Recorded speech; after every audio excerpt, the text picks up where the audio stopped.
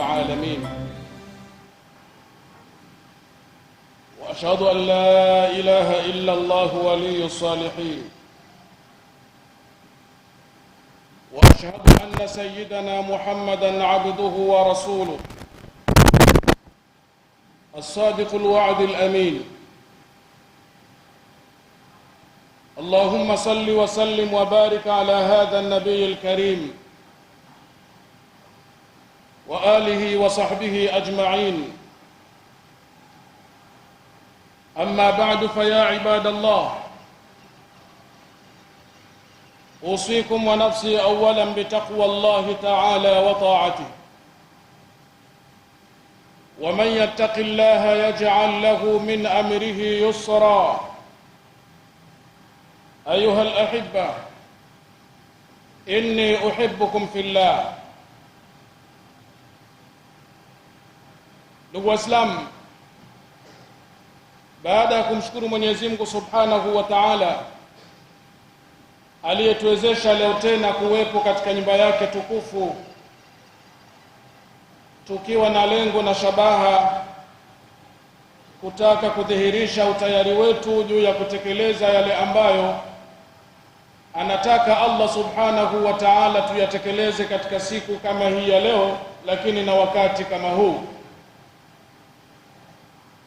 Lakini sala na salamu zimwendee kwa wingi kiongozi wetu, kipenzi chetu, fakhari yetu, mwokozi wetu, mtume wetu Muhammad sallallahu alayhi wasallam, mtume ambaye amekuja kutufunza utu na ustaarabu na kuinyanyua hadhi na heshima ya mtu katika jamii na kuirejesha katika mweko wake wa asili kama alivyokusudia Allah Subhanahu wa Ta'ala.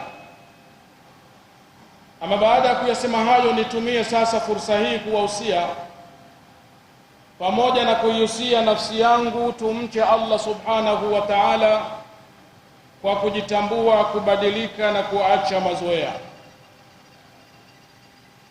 Ndugu Waislamu, kwa nini ndoa zetu nyingi zinaingia katika migogoro isiyokuwa ya lazima?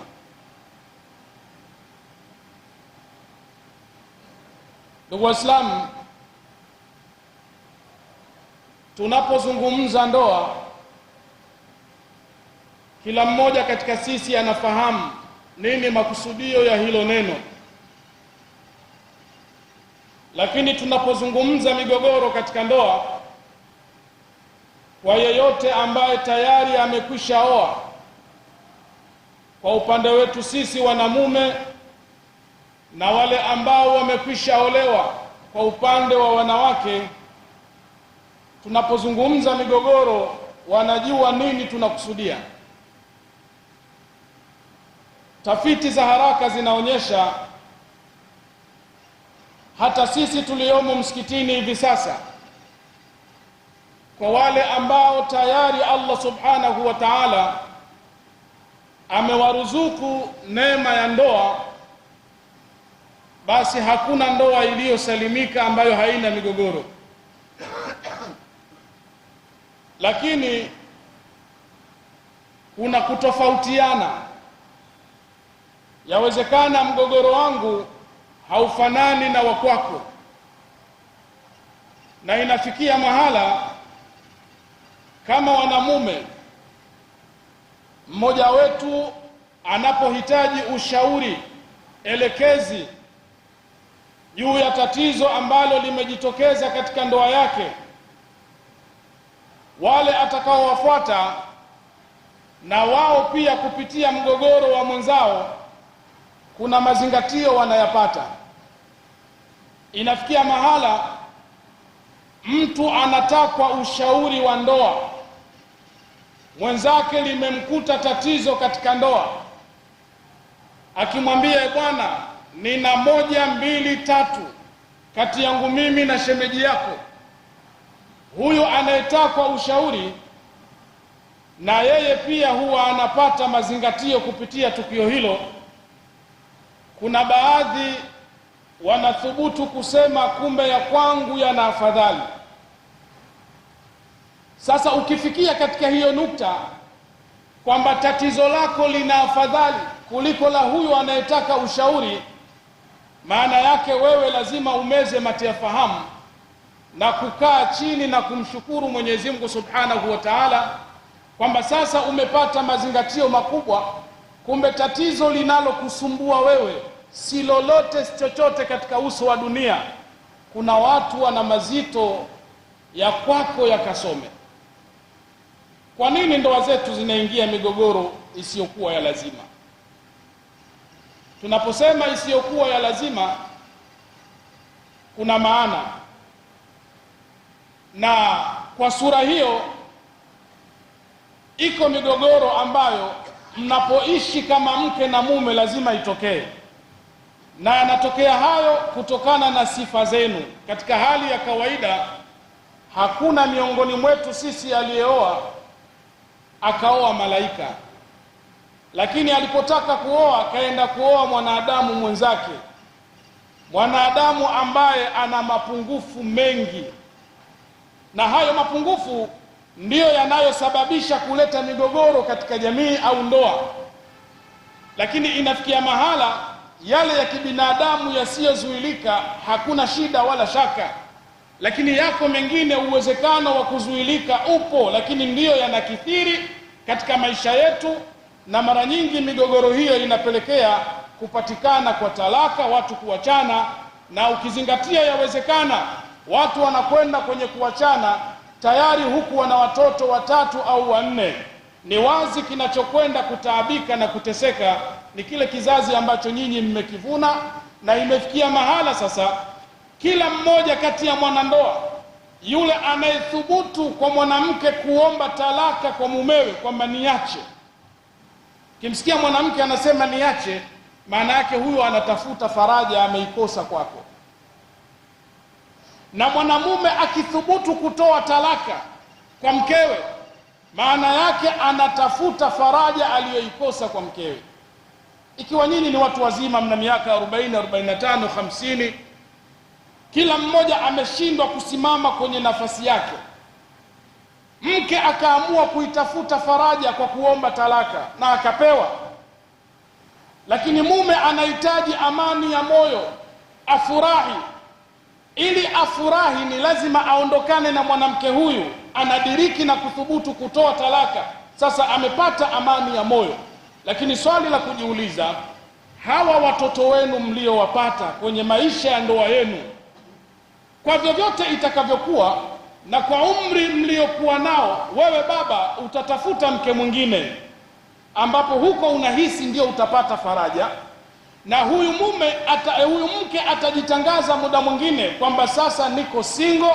Maana yake kama ni jimbo liko wazi, kama kuna mwekezaji, kama kuna mbia, aje tuingie makubaliano, umeona, ili kusudi hili jambo likae sawa sawa.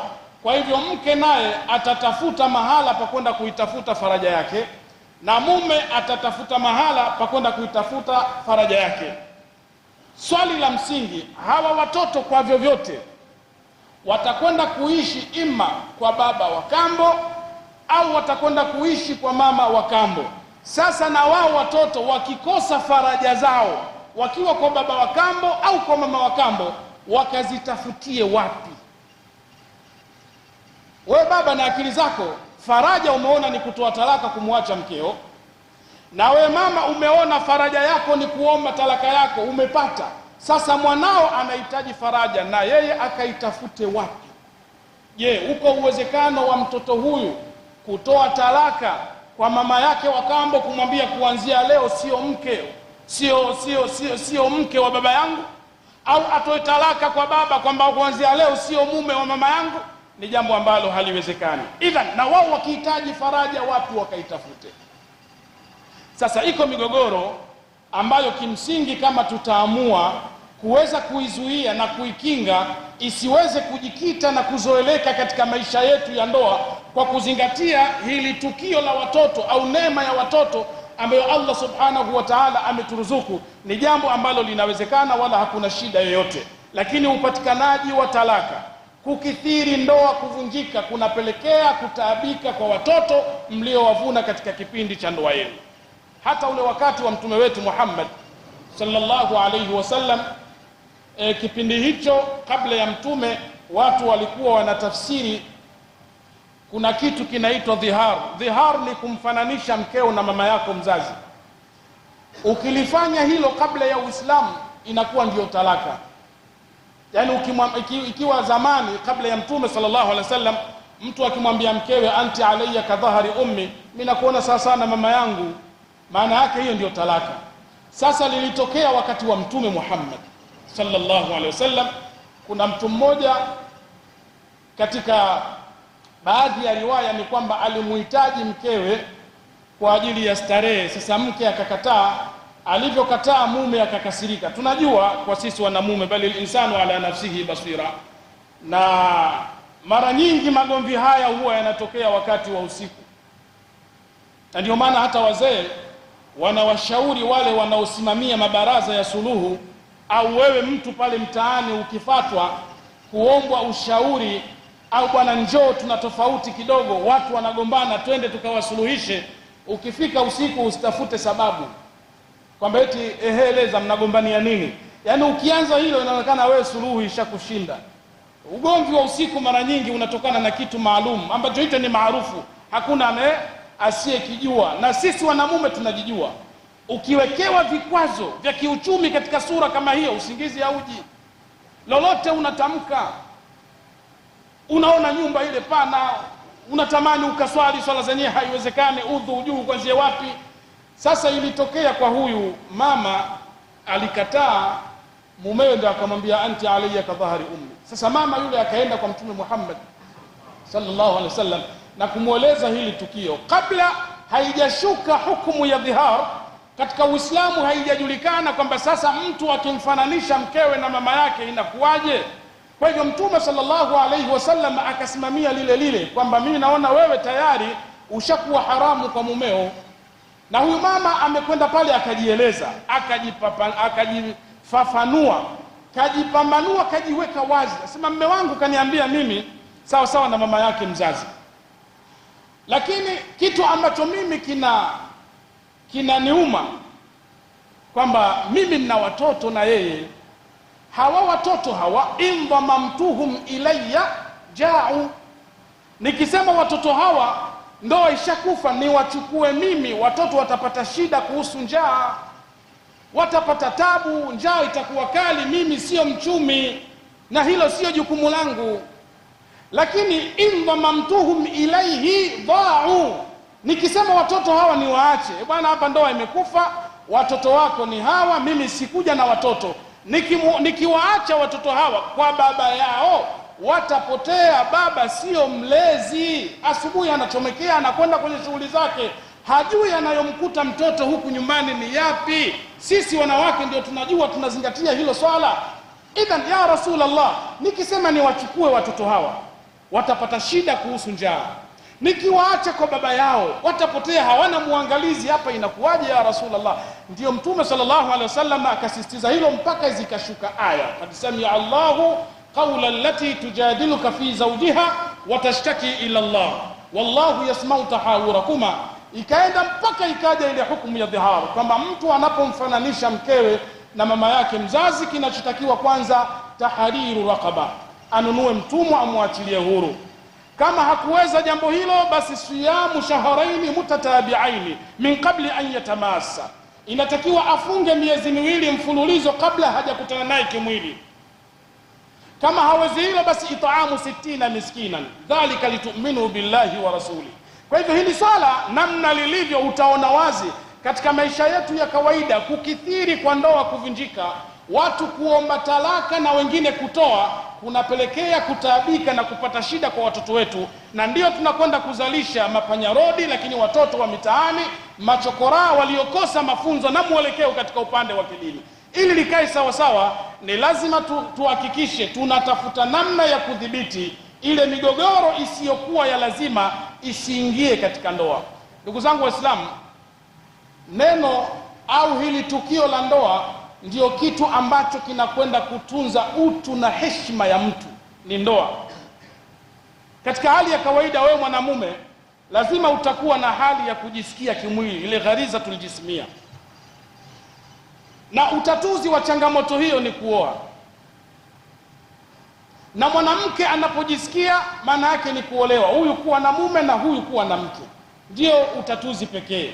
Lakini atakayetafuta njia ya kuondoa tatizo hilo kinyume na ndoa, basi huyo ameingia katika hasara na ameingia katika uadui na vita kubwa na Mwenyezi Mungu Subhanahu wa Ta'ala. Kwa maana wale watu wanaotumia kumaliza matamanio yao ya kimwili kwa kutumia wanaita masturbation, kujichuachua mpaka wakatoa manii, hilo ni tatizo. Na tatizo hilo maana yake unatengeneza uadui kati yako na Mungu. Lakini pia ukija katika upande wa kiafya, sio jambo rafiki. Madaktari wanashauri lisifanyike jambo hilo, ingawaje tafiti za haraka haraka za kibinadamu za hapa na pale zinasema kwamba hakuna mwanamume ambaye mpaka anafikia kuoa hajakumbana na changamoto hii ya kwenda kujitoa manii kwa njia ya sabuni au namna yoyote nyingine. Na ndio maana hata kijana wako ukimwona anaingia bafuni anachelewa sana, kuwa makini, kuwa naye karibu. Huyu mbona atoki haraka? Kuna vitu inawezekana kule anavifanya kwa sababu tayari kashafikia. Sasa yote atakayetafuta njia tofauti na hiyo anakwenda kuishusha ile heshima yake ili ipande ni ndoa. Na ndio maana hata wale watu wanaopinga, kuna hichi kitabu chetu cha Barzanji, kuna watu wanasema maneno yaliyomo katika kitabu cha Maulidi yote ni ya uongo. Na ukithubutu kusema hivyo, maana yake umemshushia heshima Mtume Muhammad. Takupeni mfano, kuna neno mle linasema hafidha al-ilahu katika mlango wa pili mwishoni, hafidha al-ilahu karamatan li Muhammadin abaahu al-amjada sawnan lismi taraku sifaha falam yusibuhu ma'aru min adamin wa ila abihi wa ummi saratun sara nuru nubuwa fi asariri ghurarihim al-bahiyya. Hafidha al-ilahu karamatan li Muhammad.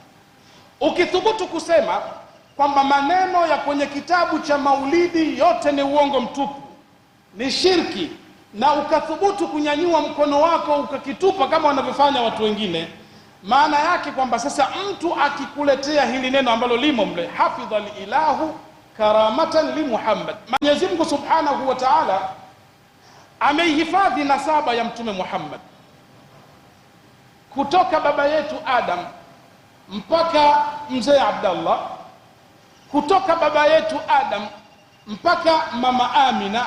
Hapo kati hakuna kizazi cha zinaa. Na hili katika hadithi iliyopokelewa na Daruqutni, ambayo Ali ibn Abi Talib karramallahu wajha anasema, Mtume sallallahu alayhi wasallam anasema, kharajtu min nikahin wa lam akhruj min sifahin min ladun adama ila an waladani abi wa ummi. Mimi mtume wenu Muhammad nimetokana na ndoa sahihi kutoka Adam mpaka anakuja kunizaa baba yangu na mama yangu.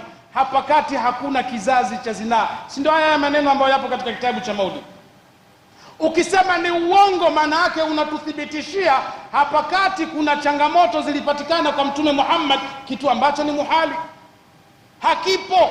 Mimi na wewe wala usijipi matumaini ya moja kwa moja kwamba kutokea Adamu mpaka baba yako mzee Mbonde hapo kati hakuna changamoto zozote. Sio kweli, sio kweli. Hilo ni kwa Mtume Muhammad. Inawezekana baadhi ya mababu hapo kati hapo walicheza walioyacheza, baadaye wakarudi katika mstari, ndio ukaja wewe kupitia baba yako mzee Jongo, leo ukaonekana upo katika mfumo. Lakini inawezekana hapo kati ziko changamoto zilitokea hapo, haziko sawa. Kwa Mtume Muhammad hilo alikupatikana hata kidogo. Mtume mwenyewe kakataa, anasema kharajtu min nikahin, mimi nimetokana na ndoa. Hili liko wazi. Sasa jambo hili la ndoa kimsingi ndio linakwenda kuchunga na kuimarisha hadhi na heshima yako, tofauti kujitafutia namna yote ile nyingine. Kama unahitaji mtoto, mpate kwa utaratibu huu. Ingawaje ukipita njia nyingine unaweza ukapata mtoto, lakini ukishapata yule mtoto, maana yake kuna vitu tayari umempunguzia. Hawezi kukurithi na wewe huwezi kumrithi. Kama ni mwanamke huwezi kumuozesha. Unaweza ukavaa koti lako zuri, leo nakwenda kumuozesha binti yangu, lakini mtoto wenyewe ni wa nje ya ndoa. Je, wewe unaweza ukasimama kama walii katika upande wa sura kama hiyo? Ni jambo ambalo haliwezekani. Kimsingi sasa, ili kutunza ile heshima ya mtoto wako, mpate kwenye mfumo, wala usimpate katika njia nyingine. Mwenyezi Mungu atujalie na atunusuru na jambo hilo, na wale ambao tayari tumekwisha teleza, Mwenyezi Mungu atusamehe katika mfumo kama huo. Sasa ndoa ina utaratibu wake, na ili kuzuia migogoro isiyo ya lazima katika ndoa, ni lazima tufuate maelekezo ya Mtume Muhammad. Ni vigumu, ndugu Waislamu, kumwambia mwanamke aliyelelewa kwao kwa misingi, taratibu, tabia na mila za kwao, uje umuweke sehemu moja na kijana aliyelelewa kwao kupitia mifumo yao, uwaambie ishini pamoja, tunawaozesha, lakini ndoa yenu tunahitaji ipatikane utulivu, yapatikane mapenzi na ipatikane huruma.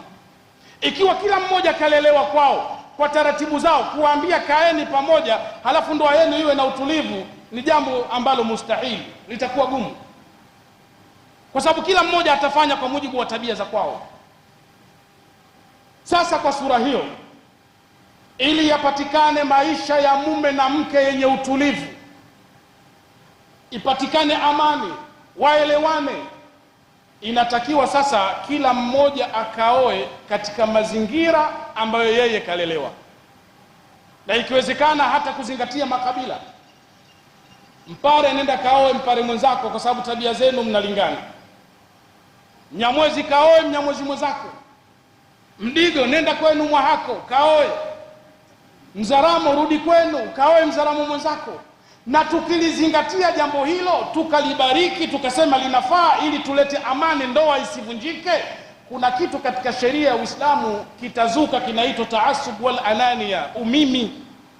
Na umimi katika dini haukubaliki, kwamba eti mimi ni Mzaramo siruhusiwi kuoa Mpemba. Kwa sababu gani? Tumetofautiana silka na tabia. Huo utakuwa ni umimi, msinizuie. Mbona Mwenyezi Mungu Subhanahu wa Ta'ala akasema oweni katika watu ambao, wanawake ambao mmependezewa kupitia vile ambavyo mnavyoviona. Sasa kwa Mzaramo sikuona, japokuwa mimi ni Mzaramo. Kwa Mdigo sikuona, nimeona kwa Mrangi nikazuiliwe. Sifa ninazozitaka zipo kwa Mrangi, nisioe? Hapana, niacheni nioe. Lakini je, mkikaa pamoja, tabia za kwao Kondoa na za kwenu kule Mchuku zitaendana? Haziendani. Maana yake hiyo ndoa inakwenda kuwa na mifumo isiyokuwa salama, magomvi yasiyozuilika. Sasa ili tuzingatiwe na hilo, ni lazima tumrejee mtume wetu Muhammad. Mtume sallallahu alaihi wasallam, mwanamume au kijana alipotaka kuoa, mtume katangaza mwanamke anaolewa kwa sifa ngapi? Kwa sifa 4. Tunkahu almar'atu li 4, mwanamke anaolewa kwa mambo 4. Maana yake hapa anaambiwa kijana, ukitaka kuoa, hebu zingatia hizo sifa 4. Ya kwanza, mtume anasema li jamaliha, kwa uzuri wake. Na uzuri wa mwanamke, wewe utakayemuona mzuri ndiyo mzuri, sio jamii yote imuone mzuri, kwa sababu kila mmoja ana choice yake. Kila mtu ana mapendekezo yake. Hata kuna mtu mmoja alipofanya utafiti, alifanya utafiti kwamba ni mwanamke yupi anafaa kuitwa mke wa mtu na mwanamume yupi anafaa kuitwa mume wa mtu. Yeye akatoka na maneno kwamba sio kila mwanaume anafaa kuwa mume wa mtu na sio kila mwanamke anafaa kuitwa mke wa mtu. Wengine wabaki hivyo hivyo kama walivyo. Kuna wengine hawana sifa ya kuitwa mume, kuna wengine hawana sifa ya kuitwa mke. Lakini utafiti wake, upande wa sifa za mwanamke anayefaa kuitwa mke wa mtu, yeye ameziweka sifa katika maeneo mawili. Kuna sifa za kimaumbile na kuna sifa za kitabia. Lakini alitoa angalizo, akasema msizingatie sifa za maumbile, bali zingatieni sifa za tabia. Kwa sababu maumbile huwezi kuiga, hakuna mtu anayeweza kuiga maumbile ya mtu, lakini tabia ya mtu unaweza ukaiga. Na yeye alitoa angalizo kubwa sana kwa wanamume kwenye hili, ingawaje mimi nimeathirika. Huyo mtafiti anasema mimi nimeathirika na sifa za kimaumbile, na ndio maana ya kwanza aliyoitaja kwamba huyu ndio mwanamke kwangu mimi anayefaa kuitwa mke, alisema atwaluhunna idha qamat, ni mrefu akisimama. Maana yake huyu, ile choice ya mwanamke mfupi kwake haipo, lakini hakusema kwamba mwanamke mfupi hafai kuolewa. Kuna mwingine mwanamke mrefu amtaki, anataka mfupi. Halafu sifa ya pili ya kimaumbile akasema a'dhamuhunna idha qadat, akikaa pale mahala unaona kabisa kuna mtu kakaa, yani kile kiti kile kimejaa, yule mtu kajaa kwenye kiti. Sifa za kimaumbile. Hakusema yule mwembamba kwake yeye hafai kuolewa, la. Kuna watu wengine ukimletea mwanamke mnene anasema hapana, huyu mimi choice yangu ni mwanamke mwembamba. Ndio Mwenyezi Mungu alivyotuambia, oeni kile ambacho wewe unachokiona hicho ndio kizuri. Na katika hali ya kawaida yako mambo ya kuzingatia. Vijana, mimi nawasihi sana, kama unamuona babu yako yupo, hebu jaribu kukaa na babu yako. Na nyie kina babu, chukueni nafasi zenu kwa wajukuu zenu, waelekezeni hawa. Leo kuna migogoro inakithiri, inawezekana kumbe lingetatuka tu hilo tatizo kwa huyu kijana kukaa tu na babu yake na kumwelekeza baadhi ya mambo. Binafsi nimewahi kuathirika na hilo jambo. Yuko mmoja katika wazee wangu wakubwa, mababu zangu, nilivyomtembelea siku moja, yeye alikuwa, bibi akipita hivi yeye anacheka sana. Kienda hivi bibi anacheka, yeye, babu mbona leo umefurahi sana? Kaniambia, katika maisha yako naomba zingatia hili ninalokuambia. Utakapokuja kuoa, tambua hutaoa malaika. Utakuja kuoa mwanadamu mwenzako, ana mapungufu mengi sana. Na kushauri mjukuu wangu, ukija kuoa ukapata mkeo, wewe fanya utafiti kwa mkeo, ni kitu gani anakufurahisha. Kama utaona kiko kitu kimoja akifanya anakufurahisha, basi wewe zingatia hicho hicho. Aya mengine yote achana nayo. Yani usikae na ile karatasi ya kusaishia mtihani. Katika tasnia ya elimu kuna karatasi ile ya majibu. Kwa hiyo anayesahihisha ndio anakaa nayo, anaangalia huyu kajibu sawa, anatiki, akikosa anawekewa kosa. Ukiichukua hiyo halafu ukakaa nayo mbele ya mkeo, uanze kusahihisha kila analolifanya, ili kapatia, kwa siku nzima unaweza ukapata alikopatia ni maeneo mawili, lakini yote kakosea. Ukilizingatia hilo, huyu mwanamke utaishi naye. Sasa na wewe ukija kuoa, wewe fanya utafiti, mkeo kitu gani anakufurahisha. Pengine akikupikia mchuzi wa nazi haukatiki. Kuna wanawake wengine wakipika mchuzi wa nazi kidogo umekatika, lakini unabaki kama ulivyo na tui lake. Kama ni hivyo, basi wewe zingatia hilo hilo. Ukiulizwa vipi, simuachi hata kidogo. Kwa sababu gani? Akipika mchuzi wa nazi, akipika wali, akinipikia chapati inakuwa chapati mkufu. Sababu chapati ziko za namna mbili, kuna chapati mkufu na ile chapati ya Yesu. Chapati mkufu ni ile ambayo laini, kienda Tanga utaipata. Hizi nyingine chapati unavunja. Akikutengenezea chapati, zingatia hilo, mengine achana nayo, wallahi utaishi nayo. Akaniambia, mimi babu yako nilichozingatia kwa bibi yako mpaka leo tunaishi pamoja, tunajukuu, na nyie mmepatikana na sura hii na ile, ni akitembea mkono wake anavyoutupa. Yaani akitembea mkono ule anavyoutupa. Ni hilo tu mimi nimefika kwa bibi yako. Sasa na wewe tafuta mahala ambapo utaona hapa mkeo anakufurahisha, zingatia. Usije ukatafuta namna yoyote nyingine, mtaachana na kinakwenda kuteseka kizazi chenu. Mwanamke anaolewa kwa uzuri wake. Uzuri wa mwanamke unategemea na wewe unapenda nini. Yeye huyu mtafiti anasema ni akijaa inaonekana kajaa, akikaa. Lakini sifa ya tatu, yeye amezitaja sifa 13. Sifa ya tatu kaanza hapo, akasema hii ndio kuzingatia. Akasema sifa ya tatu ni asdaquhunna idha qalat. Akasema hii ndio kuzingatia, ni mkweli wao anapozungumza. Yaani ukipata mwanamke mkweli, mshukuru Mwenyezi Mungu Subhanahu. Amekupa mke mcha Mungu, ni mkweli, hakuongopei, hakutii changala macho, mwanamke mkweli. Na ukitaka kujua mwanamke wako ni mkweli au sio mkweli, wewe nenda kamuulize tu. Na muda mwingine fanya utafiti hizi siku za Jumanne na Alhamisi au Jumatano, siku za marejesho. Ukimuona mkeo haeleweki hizo siku, tambua kakupiga mahala. Yaani kuna kitu akakuficha, hakwambii ukweli. Kakopa mikopo alafu wewe hujui. Sasa inahitajika rejesho. Wapi? Atakwambia nipe hela nikarejeshe. Uliokopa umeenda kutumia kitu gani? Hakwambii. Lakini rejesho unatakiwa utoe wewe mwenye nyumba kupitia pesa ya matumizi. Ukiona siku mkeo haeleweki, fanya uchunguzi wa kina. Asdaquhunna idha qalat, mkweli wao anapozungumza. Mwanamke anaolewa kwa sifa 4. Ya kwanza ni uzuri, na uzuri wa mwanamke inategemea wewe unapenda nini.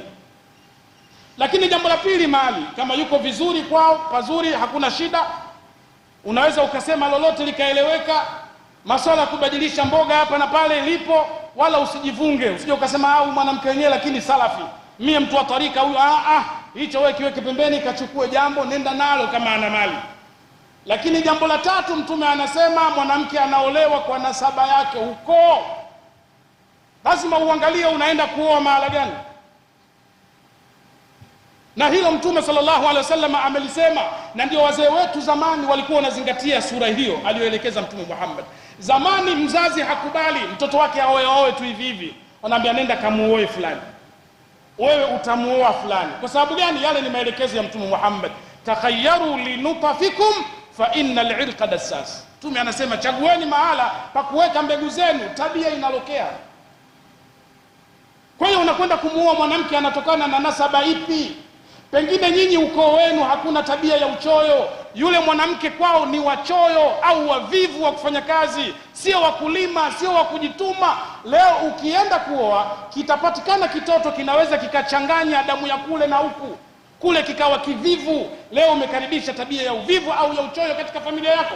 Na ndio maana wazee wetu walizingatia sana hilo. Au muda mwingine kuna maradhi ya ukoo, kwa unaweza ukaenda ukayachukua ile maradhi ukayaleta kwenye ukoo wako. Wapi unakwenda kuweka mbegu yako? Hilo Mtume kalieleza. Halafu sifa ya mwisho akasema, na mwanamke anaolewa kwa dini yake. Walidiniha, kwa dini yake. Fadhfar bidhati dini tarbat yadaka. Hapa Mtume katoa angalizo, kasema tafuta mwanamke mwenye dini utastarehe. Ukipata mwanamke mwenye dini utastarehe. Lakini ukija upande wa wanawake, wazazi wa binti wanaambiwa binti yenu aolewe na yupi? Mtume katoa maelekezo, idha atakum man tardhauna dinahu wa khuluquhu fazawiju.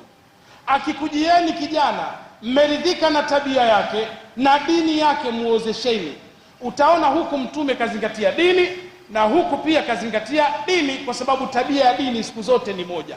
Kwa hivyo hawa wakiingia kwenye ndoa wakaacha ule unyamwezi wao, wakaacha unyagatwa wao, wakaingia kwenye ndoa kwa nia ya dini na lengo hilo, maana yake pale wanakwenda kumwangalia Mtume kasemaje, Mwenyezi Mungu anasema nini. Hiyo ndoa lazima yatapatikana tu utulivu, utapatikana upendo, yatapatikana mapenzi, na huruma itakuwa ni ya kutosheleza, na ndoa itakuwa na amani, na hata kupatikana kwa migogoro itapatikana ya kibinadamu, lakini isiyo lazima ambayo itapelekea ndoa hii kwenda kuvunjika bila sababu ya msingi, ili watoto waende wakapate shida na tabu. Hilo jambo halitopatikana. Idhan, ili tuweze kukinga migogoro katika ndoa zetu, ili tuweze kuondoa migogoro isiyo ya lazima katika ndoa zetu, baba, rudi katika mwongozo wa Mtume Muhammad, na wewe mama, rudi katika mwongozo wa Mtume Muhammad. Lakini cha msingi na kuzingatia, yoyote katika sisi, ukiona siku Allah amekuruzuku umepata mtoto wa kiume kwenye ndoa yako, umepata mtoto wa kiume, tambua umepewa jukumu la kumlea mume wa watu. Sasa usiharibu mifumo ya watoto za watu, wakaenda kupata shida mabinti za watu kupitia tabia chafu za mtoto wako wa kiume. Umepewa mtoto wa kiume, tambua umepewa jukumu la kulea mume wa watu. Kama ilivyokuwa ukipewa mtoto wa kike, umepewa jukumu la kulea mke wa mtu. Usiende kumwadhibu mtoto wa watu akatoka mvi kabla ya wakati wake. Na hilo Mtume aliomba, Allahumma inni a'udhu bika min zawjatin tushayibuni qabla al-mashib. Mungu, naomba usinipe mke akanizeesha kabla ya wakati wangu. Dua hii kaiomba Mtume Muhammad. Wako mabinti wanazeesha watoto wa watu kwa sababu ya tabia zao, kwa kukosa misingi na maelekezo ya Mtume Muhammad sallallahu alaihi wasallam. Tumuombe Allah subhanahu wa ta'ala atupe taufiki ya kukinga na kuondoa migogoro katika ndoa zetu kwa kuishi vyema na kufuata utaratibu wa mtume wetu Muhammad sallallahu alaihi wasallam. A'udhu billahi minash shaitani rajim. Bismillahir rahmanir rahim. Wal 'asr innal insana lafi khusr إلا الذين آمنوا وعملوا الصالحات وتواصوا بالحق وتواصوا بالصبر. بارك الله لي ولكم بالقرآن العظيم ونفعني وإياكم بالآيات والذكر الحكيم. أقول قولي هذا واستغفر الله العظيم لي ولكم فاستغفروه إنه هو الغفور الرحيم وهو البر الكريم. الحمد لله والصلاة والسلام على رسول الله وآله وصحبه ومن والاه، أما بعد. اتقوا الله تعالى وأعدلوا بين أولادكم واعلموا أن الله سبحانه وتعالى صلى على نبيه قديما وأمركم بذلك إرشادا وتعليما. قال تعالى مخبرا وآمرا: إن الله وملائكته يصلون على النبي يا أيها الذين آمنوا صلوا عليه وسلموا تسليما. وارض اللهم عن خلفاء الراشدين أمير المؤمنين سيدنا أبي بكر الصديق وسيدنا عمر بن الخطاب سيدنا عثمان بن عفان وسيدنا علي بن أبي طالب وغيرهم من أصحاب رسول الله من مشارق الأرض ومغاربها يا رب العالمين. اللهم اغفر للمؤمنين والمؤمنات والمسلمين والمسلمات الأحياء منهم والأموات إنك قريب مجيب الدعوات يا قاضي الحاجات يا كافي المهمات. اللهم رحماك بالأطفال اليتامى، اللهم رحماك بالأطفال اليتامى، اللهم رحماك بالأطفال اليتامى، ولا حول ولا قوة إلا بالله العلي العظيم. عباد الله، إن الله يأمر بالعدل والإحسان وإيتاء ذي القربى وينهى عن الفحشاء والمنكر والبغي يعظكم لعلكم تذكرون. فاذكروا الله العظيم يذكركم واشكروه على نعمه يزدكم ولذكر الله تعالى أكبر والله يعلم ما تصنعون. وأقم الصلاة.